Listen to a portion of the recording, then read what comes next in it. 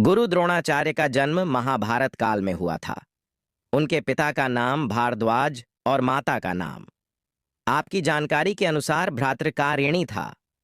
उनका जन्म सरस्वती नदी के किनारे महाभारत के राज्य के नामावली में हुआ था। गुरु द्रोणाचार्य का जन्म उनके पिता भारद्वाज और माता भ्रातृकारिणी के पुत्र के रूप में हुआ था।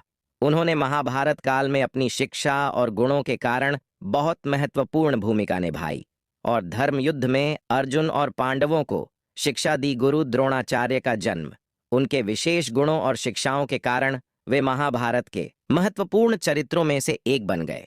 उनकी शिक्षाएं अर्जुन को धनुष विद्या में प्रवीण बनाईं, जो बाद में महाभारत के महान योद्धा बने। उनकी कहानी और महत्वपूर्ण भूमिका ने महाभारत को एक अद्वितीय महाकाव्य बना दिया। गुरु द्रोणाचार्य को महाभारत में महान आर्षि बृहस्पति के अंश माना जाता है। बृहस्पति हिंदू पंथ में ग्रहों के गुरु और ज्ञान का प्रतीक माने जाते हैं। गुरु द्रोणाचार्य को बृहस्पति का अंश माना गया है क्योंकि वे अत्यंत पांडित्यपूर्ण और ज्ञानी थे। वेदव्यास जी का जन्म महाभारत काल के युग में हुआ था।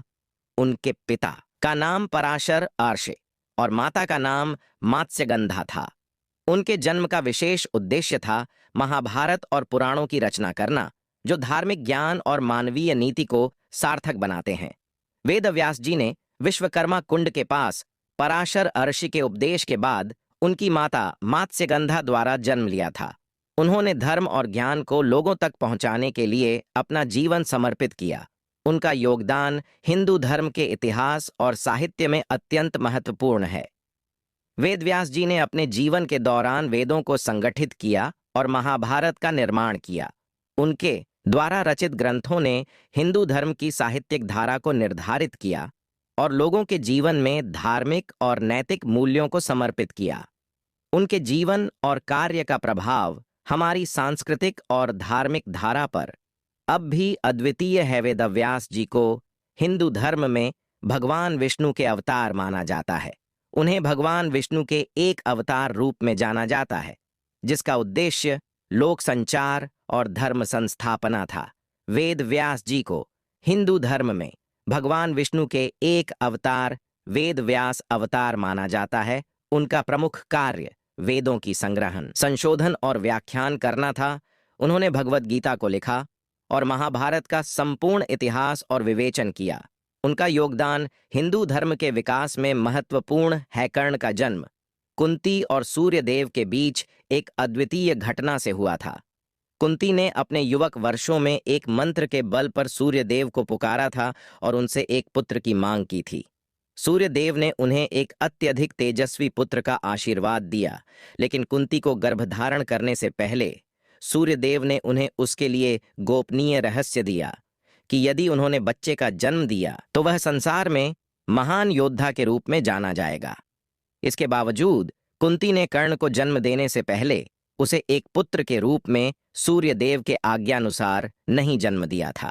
इसलिए कर्ण को सूर्यपुत्र कहा जाता है। कर्ण को हिंदू धर्म में सूर्यपुत्र कहा जाता है, लेकिन उन्हें किसी विशेष देवता के अवतार के रूप में नहीं माना जाता। कर्ण को अपनी अपनी प्रतिभा, बल और धैर्य के लिए प्रसिद्ध किया जाता है और वह महाभारत के एक महान योद्धा थे।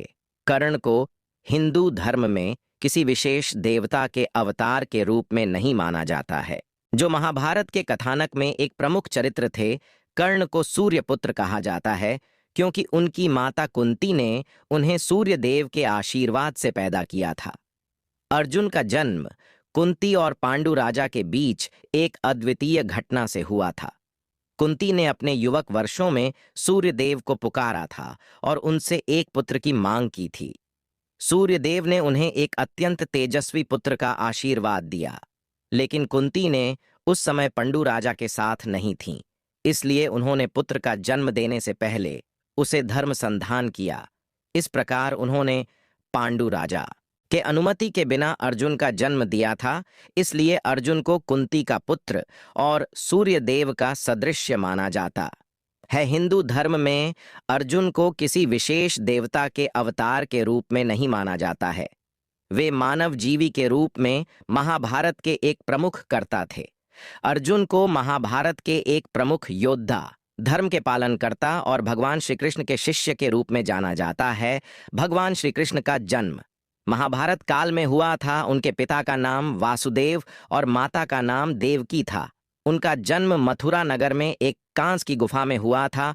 उनके जन्म का उद्देश्य था भगवान विष्णु के अवतार के रूप में धर्म की रक्षा करना और मानवता को उनके धार्मिक कर्तव्यों का पालन करने के लिए प्रेरित करना।